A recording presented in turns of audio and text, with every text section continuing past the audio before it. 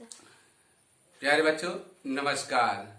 आज के पाठ्यक्रम में पूर्व पढ़ाया हुआ पाठ पथिक का 6वां पद्य से हम प्रारंभ करेंगे और उसमें कवि पथिक अर्थात राम नरेश त्रिपाठी जी इसका वर्णन करते हैं। प्रकृति का सौंदर्य का वर्णन किया हुआ है। इसमें सुबह में भी और दिन में भी,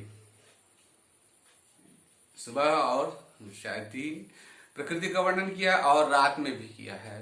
तभी हम चल रहे हैं वो रात्रि का है।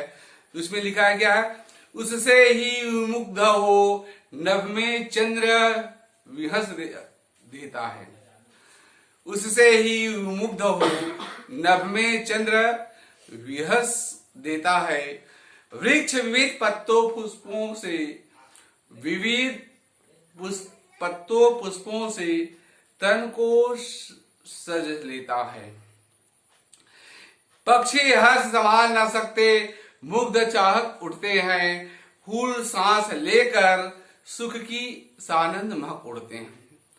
प्रस्तुत पद्य में राम नरेश त्रिपाठी जी जो इसके कवि हैं वो कहते हैं कि रात के समय में आकाश गंगा के, पुनः सुनेंगे, कवि कहते हैं कि रात के समय आकाश गंगा के जगमग सौंदर्य को देखकर आकाश में चंद्रमा हंस देता है, प्रसन्न हो उठता है। और इसका मतलब क्या है कि चंद्रमा का खिलना भी मानव प्रकृति की प्रेम लीला से मुग्ध होता है। पुनः सुनेंगे, कवि राम नरेश त्रिपाठी जी कहते हैं कि रात के समय आकाश गंगा के जगमग सौंदर्य को देखकर आकाश में चंद्रमा भी हंस देता है, प्रसन्न हो जाता है, मुक्त हो जाता है, खिलखिलाकर हंस देता है। इसका भावार्थ क्या है कि चंद्रमा का खिलना भी मानव प्रकृति की प्रेम लीला से मुग्ध होता है। यहां तक समझ में आगे हो गया। अब चलते हैं, वृक्ष विविध पत्तों पुष्पों से तन को सज लेता है। ये वृक्ष भी क्या है? वृक्ष है विविध कई पत्तों, कई प्रकार के पत्तों पुष्पों और से अपने शरीर को सजा लेता है। ये सजना और संवरना मानवीकरण है। और लिखते हैं, पक्षी हर संभाल न सकते, पक्षी भी प्रसन्न हो जाते हैं, अपने आप को संभाल नहीं पाते हैं। और वो भी प्रसन्न हो जाते हैं जब पक्षी प्रसन्न होते तो क्या करते हैं? चहचहाते हैं। पक्षी की आवाज को चहचहाना, गाय पशुओं को रम्भाना, सिंह का दहाड़ना, ऊंट का बलबलाना, हाथी का चिंघाड़ना, इस सब का एक अलग प्रकृति का नियम है, परमात्मा की देन है। तो वृक्ष भी प्रसन्न हो जाते हैं, पत्तों पुष्पों से अपने शरीर को ढक लेते हैं। और पक्षी भी खुशी हो जाते हैं, हर्ष हो जाते हैं और सब अपने आप को संभाल नहीं पाते और चहचहाना प्रारंभ कर देते हैं। फूल सांस लेकर सुख की सानंद महक उड़ते हैं। जो फूल है, फूल में जो सुगंध होती है वह भी बिखरने लगते हैं, अर्थात वे भी प्रसन्न हो जाते हैं। पुनः सुनेंगे, रात्रि के समय आकाश गंगा के जगमग सौंदर्य को देखकर आकाश में चंद्रमा प्रसन्न हो उठता है तथा वह हंस देता है। भावार्थ यह है कि वो भी प्रसन्न हो जाते हैं और प्रकृति के प्रेम लीला से मुग्ध हो जाता है। यहां तक कि हम इस प्रकृति प्रेम लीला में को देखकर विविध वृक्ष, कई वृक्ष तरह तरह के पत्तों और फूलों से अपने आप को सजा लेता है, अपने आप को सजा लेता है। पक्षी भी, वो भी खुश हो जाते हैं, प्रसन्न हो जाते हैं और खुशी को संभाल नहीं पाते और वे भी चहचहाने लगते हैं। फूल भी, वृक्ष में क्या है, फूल लगते हैं, फूल भी प्रसन्न हो जाते हैं और प्रसन्न होकर के सुगंध वायु प्रदान करते हैं, सुगंधित और आनंद पूर्वक के भी महक उठते हैं। यहाँ पर प्रकृति का पूरा नियम है जो मानवीय अलंकारों से परिपूर्ण है। इस प्रकार से ये जो पद्य है यहीं पर विराम होते हैं। और अगला देखते हैं 7वां, वन उपवन गिरी शानु कुंज में मेघ बरस पड़ते हैं, मेरा आत्म प्रलय होता है और नयन नीर झड़ते हैं। पढ़ो लहर तट तृण तरुगिरी नव किरण जलद पर प्यारी। ये पंक्तियां हैं। पथिक प्रकृति के सौंदर्य से अभिभूत है, प्रसन्न है और प्रकृति के प्रेम लीला से, ये प्रकृति का प्रेम लीला सौंदर्य है, प्रेम। और सावन महीना मन भावन होता है। सभी प्राणी, सभी देहधारियों पर ये सावन का महीना है जो प्रेम का परिपूर्ण होता है। चाहे आध्यात्मिक हो चाहे लौकिक हो, दोनों में भी ये अद्भुत प्रेम होता है। सावन महीना हम देखेंगे सावन सोमवार उपास रहते हैं, ये परमात्मा को रिझाने के लिए मदन मोहन प्रसन्न हो जाते हैं। प्रकृति में देखोगे चारों हरे भरे से परिपूर्ण हो जाते हैं और ये जो महीना है प्रकृति को रिझाते हैं और सभी सावन महीना को अच्छे मानते हैं। प्रस्तुत पंक्ति में देखेंगे पथिक प्रकृति के से अभिभूत होकर के, प्रसन्न होकर के कहता है कि प्रकृति की प्रेम लीला से कौन कौन से प्रभावित हुए हैं? वन, उपवन, गिरी, गिरी मतलब होता है पर्वत, और सानु पहाड़,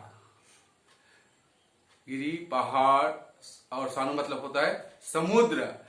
कुंज में मेघ बरस पड़ते हैं और कुंज समुद्र तल पर मेघ बरस पड़ते हैं, अर्थात प्रसन्न हो जाते हैं। पुनः सुनेंगे प्रकृति पथिक अर्थात राम नरेश त्रिपाठी जी प्रकृति के सौंदर्य से अभिभूत है, प्रसन्न है और कहता है कि प्रकृति की प्रेम लीला में कौन कौन से प्रसन्न हो गए हैं? वन जंगल, उपवन बाग बगीचा, गिरी, गिरी मतलब होता है पहाड़, सानु समुद्र तल व वनस्पतियों पर मेघ बरस पड़ते हैं, अर्थात बरसने लगते हैं। और स्वयं जो कवि है वो भी भावुक होती है, जिनकी जैसी भावना रही प्रभु मूरत देखी तिन तैसी, और भाव के हो गए हैं ना, गाते भी हैं। साधु भूखा भाव का धन का भूखा नाही, धन का भूखा जो फिरे सो तो साधु नाही। भाव से फंसते बेटा।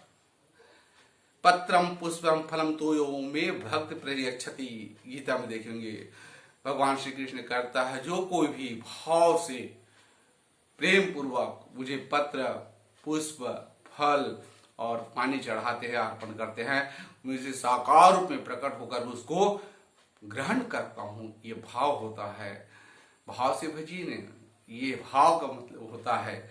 और पुनः सुनेंगे पथिक अर्थात राम नरेश त्रिपाठी जी प्रकृति के सौंदर्य से अभिभूत है, प्रसन्न है और वह कहता है कि प्रकृति की प्रेम लीला, प्रकृति की प्रेम लीला से वन, उपवन, गिरी, गिरी मतलब पहाड़, समुद्र और वनस्पतियों पर मेघ बरसने लगते हैं, पानी बरसने लगते हैं। मेरा आत्म प्रलय होता है, नीर झड़ते हैं। ये भावुक हो जाते हैं कौन? पथि, और उनकी आंखों से अश्रु की धारा बहते हैं। हमारे जो अश्रु होते हैं प्रेमाश्रु, प्रेम में ये आंसू अलग होते हैं, करुण दुख के समय में भी हम रोते हैं, ये होता है। और जब भगवान को भाव से भजते हैं तो हमारे आंखों में प्रेम अश्रु रूपी धारा बहने लगते हैं। और कहते हुए निर्मल मन जन सो मोहि पावा, मोहि छल छिद्र कपट नहीं भावा। भगवान कहते हैं निर्मल मन, बेटा हम जिस भाव हो जाते हैं और भगवान में लीन हो जाते हैं, ध्यान में लगे रहते हैं, तो हमारे आंखों से आंसू बहते हैं, वो होता है निर्मल प्रेम का प्रतीक होता है। तो ये जो आत्म प्रेम होता है, कभी भी भावुक हो जाते हैं और उनकी आंखों से आंसू झड़ने लगते हैं। पढ़ो लहर तट तीन, तरुग्री और नव किरण जलत पर प्यारी, लिखी हुई यह मधुर कहानी विश्व विमोहन हारी। भावार्थ क्या हुआ कि कभी अपनी प्रिया से कहता है कि समुद्र की लहरें हैं, किनारों हैं, किनारा में तट किनारा, तिनको पेड़ों पर्वतों आकाश किरण व बादलों पर लिखी हुई है इसको पढ़ो और विश्व को मोहित करने वाली यह कहानी पढ़ो, बहुत प्यारी है। यह है बहुत प्यारी है। पुनः सुन एक बार सुन लेंगे। पथिक अर्थात राम नरेश त्रिपाठी जी कहते हैं कि ये जो प्रकृति की जो प्रेम लीला से अभिभूत हो गया है, प्रसन्न हो गया है, और वह कहता है कि प्रकृति की प्रेम लीला से मानव ही नहीं, पूरा वन, उपवन, पहाड़, समुद्र तल व वनस्पतियों पर मेघ बरसने लगते हैं, बादल बरसने लगते हैं, और स्वयं पथिक जो आत्म भावुक हो जाते हैं, स्वयं पथिक भी भावुक हो जाता है और उसकी आंखों से आंसू बहने लगते हैं। प्यारे बच्चों, और वह अपनी प्रिया से कहता है कि समुद्र की लहरों को पढ़ो, नदिया चले चले रे धारा, तुझको चलना पड़ेगा। ये गाना बहुत सुंदर है ना। नदिया चले चले रे धारा, तुझको चलना होगा। मांझी, ये जो नाव चलाते इसको मांझी कहते हैं। ये बहुत प्यारी सी गीत है। तो समुद्र की लहरें, किनारे, तिनको पेड़ और पत्तों, आकाश, किरण व बादलों पर यह सब लिखी हुई प्रकृति की जो प्रेम लीला की कहानी है, और उसको पढ़ो और विश्व को, संसार को मोहने वाली है, मोहित कर देने वाली है। उस कहानी को भी पढ़ो, वह बहुत प्यारी है। इस प्रकार से जो पद्य का ये अर्थ हो गया। और 8वां चलते हैं। कैसी मधुर मनोहर उज्जवल है प्रेम, यह प्रेम कहानी। कवि कहता है कैसी मधुर मनोहर उज्जवल है, स्वच्छ है यह प्रेम कहानी, जी में अक्षरवन इसके बनु विश्व की बातें वाणी। स्थिर पवित्र आनंद प्रवाहित सदा शांति सुखकर है, आहा प्रेम का राज्य परम सुंदर है और अति सुंदर है। पथिक प्रकृति में चल रही प्रेम लीला में स्वयं को लीन करने की इच्छा प्रकट करते हुए कहते हैं, क्या कहते हैं? और आप देखेंगे इस प्रकृति में क्या है? सूरज, तुझे सूरज कहूं या चंदा, तुझे दीप कहूं या तारा, जग में करेगा रोशन मेरा राज दुलारा। ऐसे कुछ गाते हैं। ये है तो यह कैसी मधुर मनोहर उज्जवल प्रेम की कहानी है। पथिक प्रकृति पर चल रही प्रेम लीला में स्वयं को लीन करने की इच्छा प्रकट करते हुए कहते हैं मुझे सूरज समुद्र की यह प्रेम कहानी बहुत अच्छी लगती है, मधुर लगती है, और इनकी जो मनोरम दृश्य है, उज्जवल है, स्वच्छ है और साफ है, और इसे देखकर मेरा मन करता है, क्या करता है? मैं इसको शब्दों से बयां नहीं कर सकता हूं, वर्णन नहीं कर सकता हूं, फिर भी प्रयास करता हूं इसको व्यक्त करने का, इन शब्दों को मैं व्यक्त करूं। कैसे? जो जी में है अक्षर बन, इसके बनूं विश्व की वाणी, संसार के लिए मैं शब्द बन जाऊं, ऐसे कहते हैं। और स्थिर पवित्र आनंद प्रवाही सदा शांति सुख कर है, आहा प्रेम का राज्य परम सुंदर और अति सुंदर है। ये भाव लिखते हैं। मेरी उस प्रेम वाणी को पूरा संसार सुने। ये जो प्रकृति का प्रेम है, इसकी जो वाणी है उसको पूरे संसार के लोग सुने। और प्रकृति में सदा एक पवित्र, प्रकृति में सदा एक पवित्र आनंद प्रवाहित, आनंदमयी सुखमयी ये हमेशा बहती रहे। प्रेम की गंगा बहती रहे, छाई रहे। यहां प्रेम का राज्य छाया प्रतीत होता है। यानी संपूर्ण में प्रकृति में प्रेम की जो छाया है छाई रहे प्रतीत होता है। यह प्रेम का यह राज्य कितना सुंदर है, अति सुंदर है, अति प्यारी है। इस प्रकार से आज के पाठ्यक्रम को यहीं पर विराम दिया जाता है और शेष बाद में देखेंगे। जय हिंद।